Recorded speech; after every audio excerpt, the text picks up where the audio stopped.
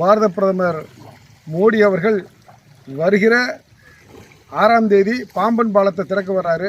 அதற்கு நாங்கள் மீனவர் சார்பாக நாங்கள் வரவேற்பு அளிக்கிறோம். அதே சமயத்தில் பாரத பிரதமர் அவர்களுக்கு நன்றி சொல்ல மீனவர்கள் கடமைப்பட்டிருக்கோம்.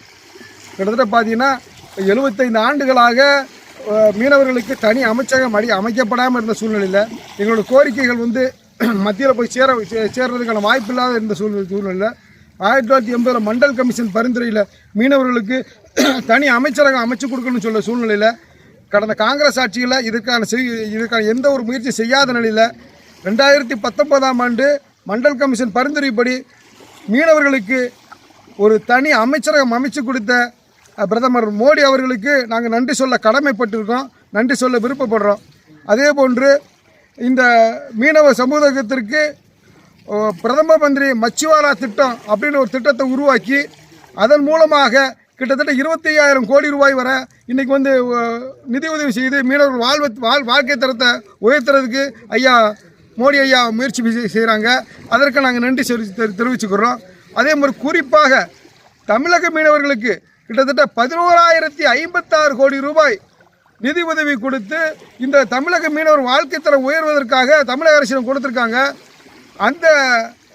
அந்த செயலுக்காக நாங்கள் மோடி ஐயா அவர்களுக்கு நாங்கள் நன்றி தெரிவிச்சுக்கிறோம்.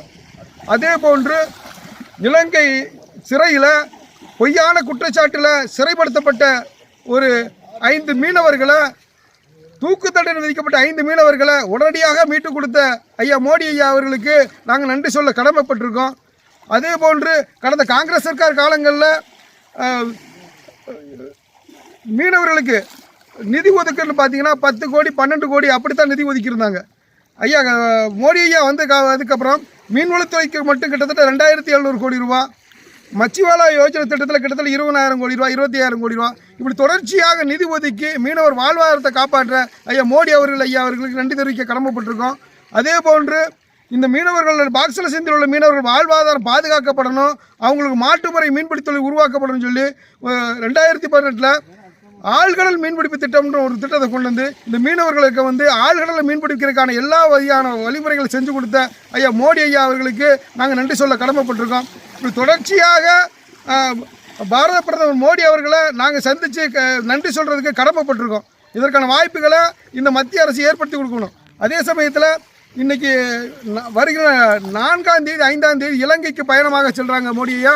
அந்த சூழ்நிலையில் அங்கே முக்கியமாக இந்த தமிழக மீனவர்கள் பிரச்சனை, கச்சத்தீவு பிரச்சனை பேசப்படும் நம்புகிறோம். ஏன்னா கடந்த மார்ச் 13 மற்றும் 28ஆம் தேதிகளில் மத்திய அரசு சார்பாக மத்திய வெளியுறவுத்துறை அமைச்சரை இங்கே தமிழகத்திலேருந்து பாண்டிச்சேரியிலிருந்து மீனவர்கள் குழு அமைச்சு சந்தித்து பேச்சுவார்த்தை நடத்தினாங்க. ஒரு 28ஆம் தேதி மீன்வளத்துறை அமைச்சர் வச்சு பேச்சுவார்த்தை நடத்துகிறாங்க.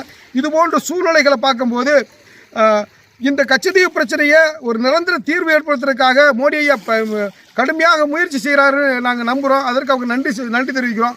அதே சூழ்நிலையில் பாராளுமன்றத்தில் திமுக கூட இந்த நடவடிக்கையை பாராட்டும் வழியில் இருக்கிறதுனால தொடர்ச்சியாக இந்த கச்சத்தீவு மீனவ பிரச்சனை, தமிழக மீனவ பிரச்சனையில் நிரந்தர தீர்வு நோக்கி பயணிக்கிற மோடி ஐயா அவர்களுக்கு மீனவ சமுதாயம் சார்ந்து நெஞ்சார்ந்த நன்றியை தெரிவித்துக் கொள்கிறோம். நன்றி.